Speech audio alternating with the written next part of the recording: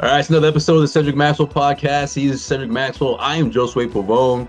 Celtics going through it right now. So I want to see where you at in this panic meter with the Celtics and their fans right now. After coming off of this overtime loss against the Atlanta Hawks, now they're on the road out west. So we'll get into that, of course, and take a look at what's going on in the Western Conference with the Oklahoma City Thunder right now. After their big win against the Cleveland Cavaliers, fell short against the Dallas Mavericks, but returned to their winning ways Sunday night. But first things first, man, it's a Celtics dominated podcast. So what's going on with your boys, man? What's good? Where you at in the panic meter right now with these guys, you know?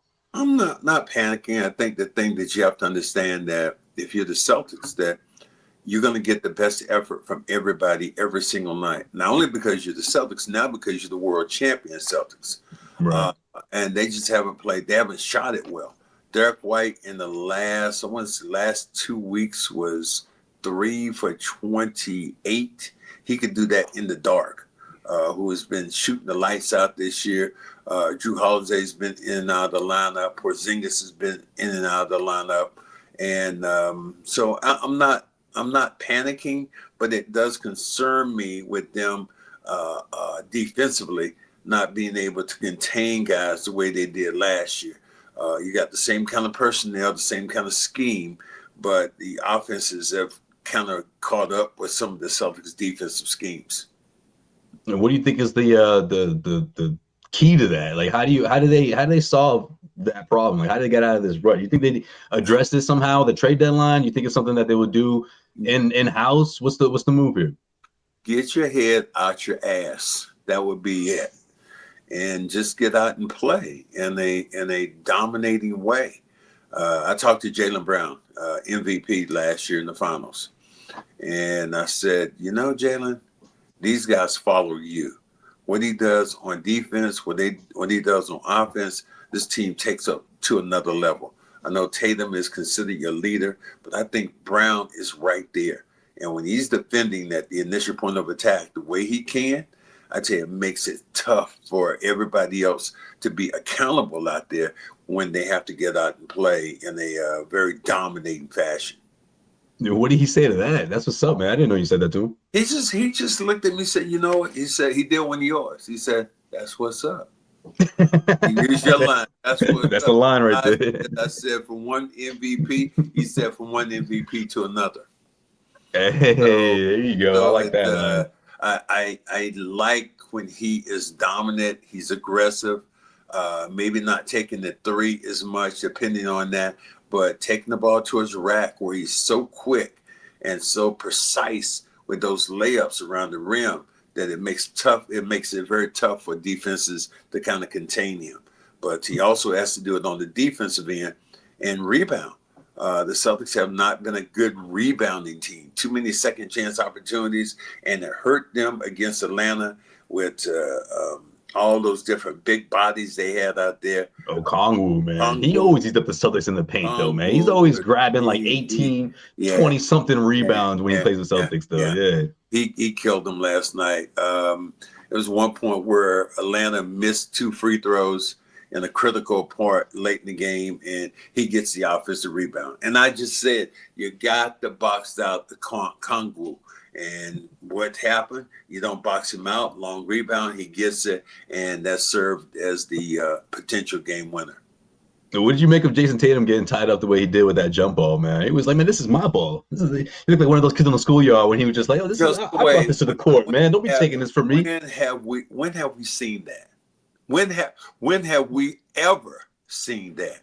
I'm trying to think of the last time. That might have been the first time. That might have been the first time seeing that from Tatum. You might see that with official, John loved it. But this is the first time I saw Jason Tatum go up to another player and get into that tit for tat, and I want the ball. The ball belongs to the NBA. And it was a dead ball situation, but Tatum wanted that ball. And people grabbed him. He pushing them away. It was much to do about nothing. But the attitude that Tatum had at that particular time, I've talked about that over and over again. I love it. I love Joe Mazzulla in the background. Like, that's what I'm talking about. Yeah. I'm talking about. Absolutely. His dude, man, I'm telling you, you give me more, you get me mad, Tatum, like that, man. I'm like, yeah, that's what I'm talking about. But is that what it is, though? Do you think it's just a matter of just having that edge, having that fight when it really comes down to it? Because I don't know, man. Sometimes I feel like, I mean, from the games I've seen, sometimes, or when you talk about Jaylen, right, being aggressive and taking matters to his own hands, he seemed kind of resilient. You know, I mean, I felt like we saw that. What was it, against Dallas? Was it on the road? And I feel like he wasn't like as DeMar. No, not Dallas. Excuse me. It was Minnesota. Well, one of those games. I feel like where he didn't even attempt a shot throughout most of that first half. Well, I think that in Tatum's way and his defense, I think this is one of the things that happened. Let me tell you about the greatness, and I'm not comparing him, but I'm just telling you about how things have happened.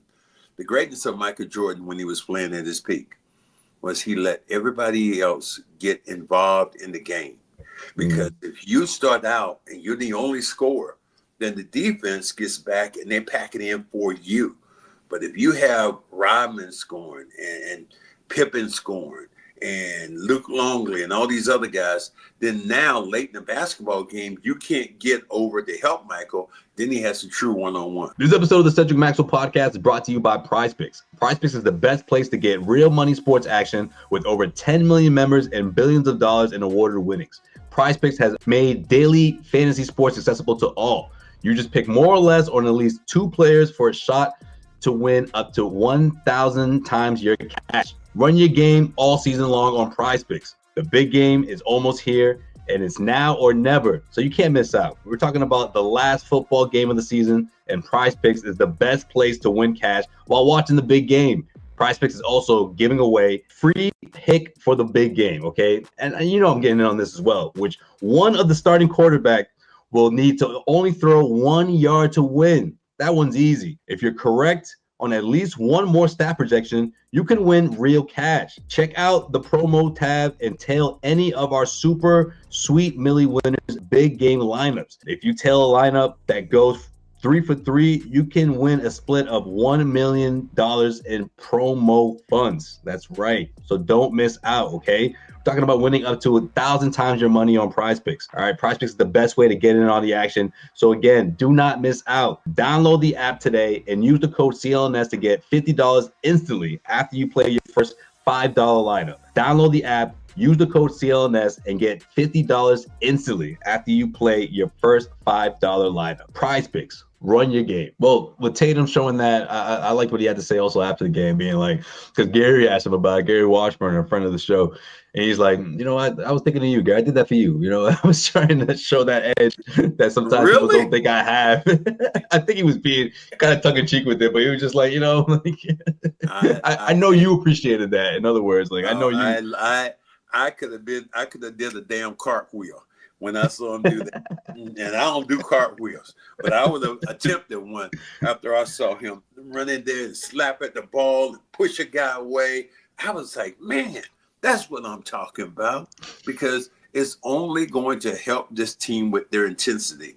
Last night's game, you did not have Porzingis, you didn't have Horford. So those were 2 rebounders, which you definitely could have used last night, but you don't use them on the second night of back-to-back. I thought that you might even want to roll the dice and use one of them, but Joe Mazzulla is staying true to his form. Now, will the same... What about Cater? Well, look, Cater, he can get a little feisty down there. And again, will the same thing happen when you play the Lakers? You got the Lakers on this trip. You got a second night of back-to-back against the Lakers. Is Porzingis going to play one game? Horford not going to play the other? Is it minute restrictions? I mean, Kata has done some yeoman work defensively, but he has a hard time of moving his feet. When he when they set a pick, he doesn't move his feet well enough to go challenge the shooter once he comes off that pick and roll. So he's going to have to learn a lot of things. No doubt. No question. I mean, look, I don't know. I can't help but I have the urge to ask you if after seeing that, do you, without question, you know what I mean, like is Tatum out the out the equation when we're talking about the softest superstar of all time. Shout out to Brandon Jennings. Brandon Jennings trolling the Celtics fans with that loss against the Hawks. Some people want to just needle the Celtics.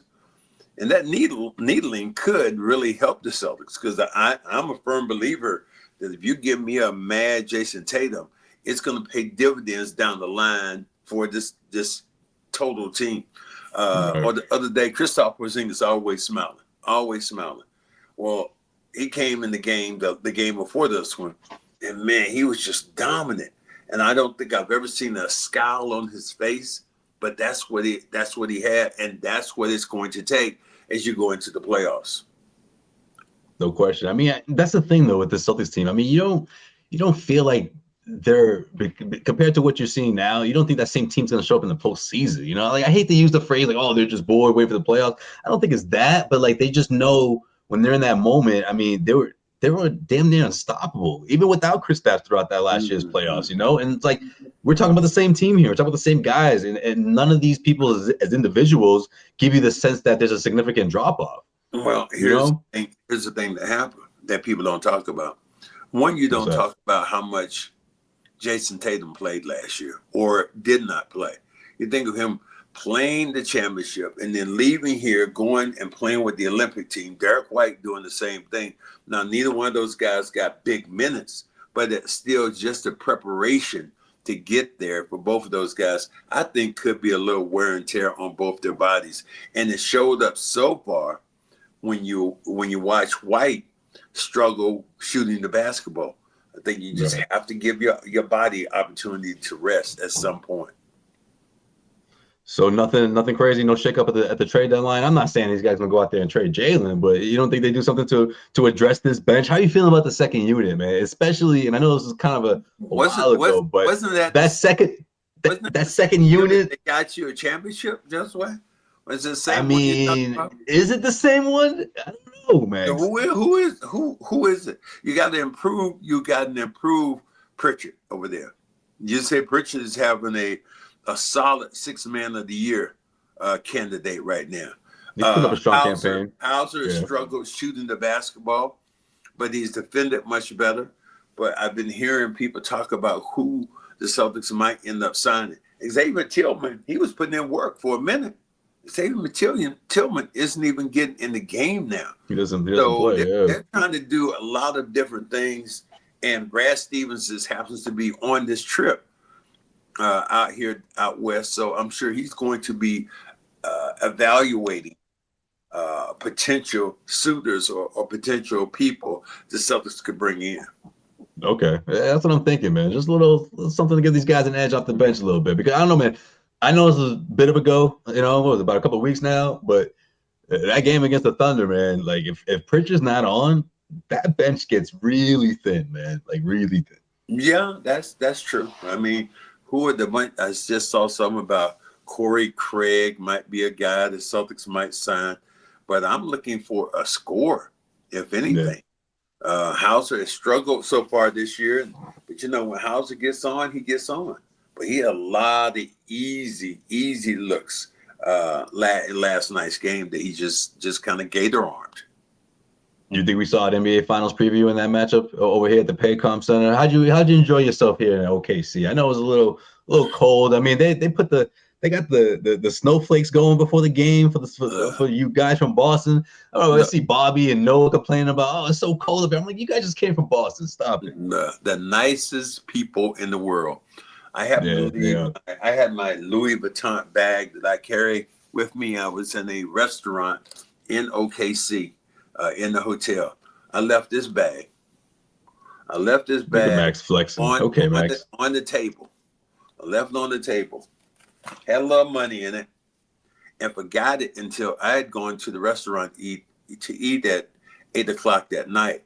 I didn't realize I had left the bag until about 10:30 because we were playing the game.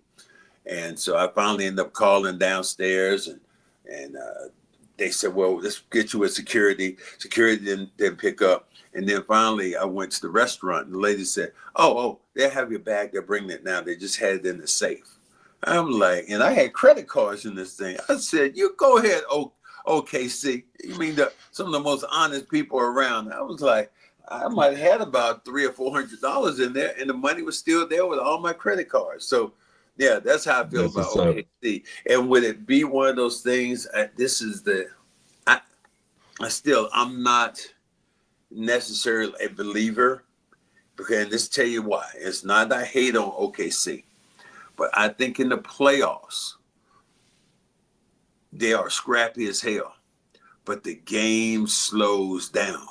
Last year, when they were scrappy as hell, the game slowed down and their pace slowed down, and they weren't able to get the production from kids like Shai Gilgeous-Alexander. They weren't able to get those things. So the teams are going to try to take the air out of the ball to make sure that, OKC is going to be playing legit. So I'm just kind of crazy about the opportunities which could be there. This episode of the Cedric Maxwell podcast is brought to you by Game Time. It's the NFL playoff season, and you don't want to miss out on some classic historic moments with Game Time, okay? Because Game Time will make sure that you not only get great tickets, but also make sure you get exactly what you're looking for, all right? Game Time has a new feature called Game Time Picks that makes getting tickets for events even easier, all right? We're talking about filtering out the fluff to show you only incredible deals on great seats, so you don't have to waste your time searching through thousands of tickets, all right? And right now, for the NFL football playoffs, I mean, we're talking about some of the memories that you'll never forget, all right? I'll never forget, man, it was freezing cold, all right? Watching these Patriots, the good old days, and my beer turned into slush, but guess what?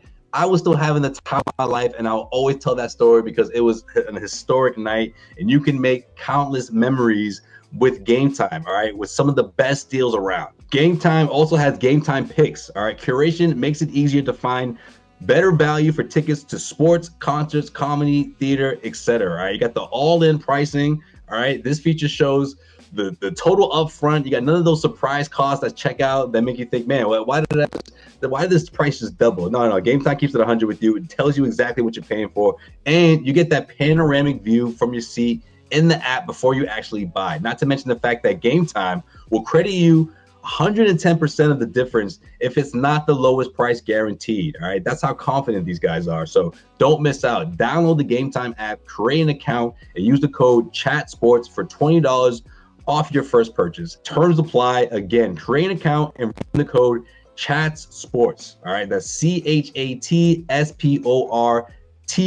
for $20 off. Download Game Time today. Last minute tickets, lowest price guaranteed. What time is it? Game Time. He's the MVP for me, man. I don't know if anyone can pass him. I mean, I know we still got a whole half of the season here. We're literally at the halfway mark, but man, just what he does on both ends of the floor, I just think it's incredible. And then on the especially on the offensive side, like people just can't stay in front of him, Max. I mean, a lot of the time, like the reason why he's not putting up 50, like not on the reg, but like you don't see it more often is because, man, it's a damn blowout by the time the fourth quarter comes around and he's on the bench with 40. It's been incredible, man. Yep. And you have guys over there on the bench who are really good scorers who can do a lot of different things for you. So they take away with the point production, but at the same time, I think that they just need focus on keeping themselves in shape and making sure they're not hurt, especially with a playoff run. Well, that's the thing, man. I mean, he so when he tweaked his wrist, he thought he was all right going into Dallas, but that morning or going into the arena, he felt it was really sore. So he had to sit out. SGA missed about 7 games last year, so it's really rare. He hasn't missed any this year. And yeah, man, look, they were down 20 in a big way. It looked like it was going to be a blowout, but then they came right back. They fell short in the end. Fourth quarter, Kyrie did his thing. Other guys stepped up. Spencer Dinwiddie hit a couple of big shots as well. But I mean, yeah, I just think even when he's not in the picture, they can still keep up with some of the best teams in the NBA. But he's the difference maker, man. He's the reason why they win. He's the big reason why they stomped all over the Cavs in a way I've never seen. Man, tacking up damn near 120 points through 3 quarters. It was unbelievable, man. Like he's the motor of that offense, but don't get it twisted, man. He also gets it done on the defensive side as well. Well, I tell you what, you're going to attack Cleveland and these other teams with the smaller people they have on the floor. When you have a guy who is 6'10", 6'11", And under his wing at OKC is Lou Dort. Yeah, Lou man. Dort happens to be He's a pest. He's a matchup nightmare because he's so physical with Tatum and Brown. Yeah. So, but I just believe that at the end, OKC will not win it. And the reason they won't win it because I think they're small and the game slows down to a snail's pace later on in the playoffs. And that's where good teams get rolling. What about getting out of the West, though? I don't know. I don't know if I can see it. I don't know if another team can beat them in the best of 7. Yeah, I don't know. Again, it depends. Last year, did you see Dallas might be the best one, to be honest. They might be the Dallas beating them. Who's playing well right now? Minnesota's starting to play a lot better. So I think the teams out there can give us some real problems, especially with their physicality. And the team that I think might be able to give them that much more trouble could be, Houston in that way with Ime and his people. Ime is them dudes right there. They come to play. They are physical. They dominate. They're mean. Shangu, people like that. Yeah. So I like what they bring to the table. It's funny, man. The other night they were playing the Trailblazers. Rob Williams, old friend with Ime, comes over and says what up and everything. And the caption reads, a conversation between them two, which I don't think there was any lip readers anywhere. They were just being funny. He's like, man, you stay healthy. We're gonna get you during the trade deadline. All right, boy, just stay healthy. Stay healthy. I'm like, oh man, that would be a nice reunion. Even if you were to come off the bench, what a lift that would be if Houston could swing a deal like that. But to the guy's point, whoever put that post together, I'm happy to see him healthy, man. Happy to see Rob back out there. Hopefully that's going to be the case throughout the rest of the season. Yeah, you kind of miss Rob with those one arm, those lobs, man. All the rebounds. You kind of miss him for that, but at the same time, I think he served his purpose for this team and who they are and what they need to do. Yeah, they train like the perfect time, Max. Let me tell you that. Yeah. All right, last thing I want to bring up real quick. Were you surprised Jason Tatum put the social media post sort of in a response to Brandon Jennings saying with the funny font saying the softest Celtics superstar in the history? I mean, what was it? The softest superstar in Celtics history?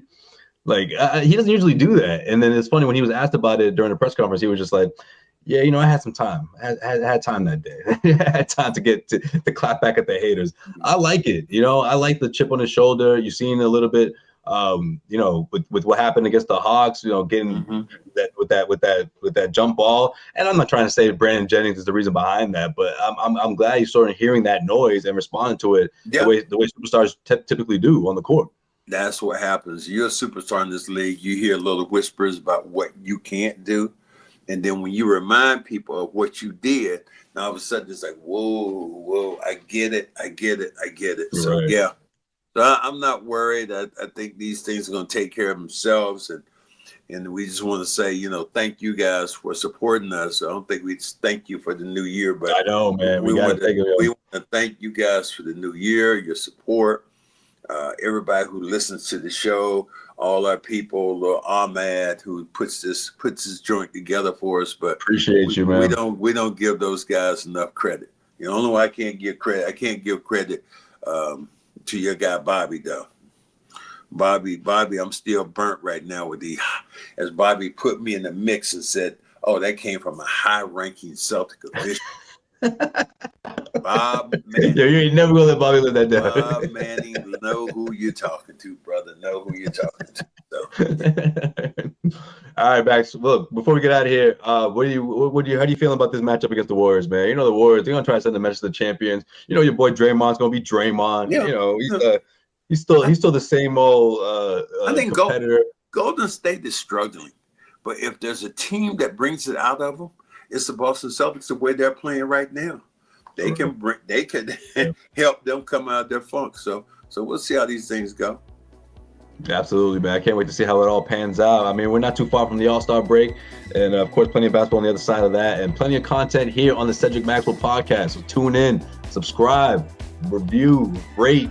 Hit us up, man. It means a lot to us. And, of course, we'll be right back for another episode next week. He's Cedric Maxwell. I am Josue Pavon. We'll see you guys then. We'll holla.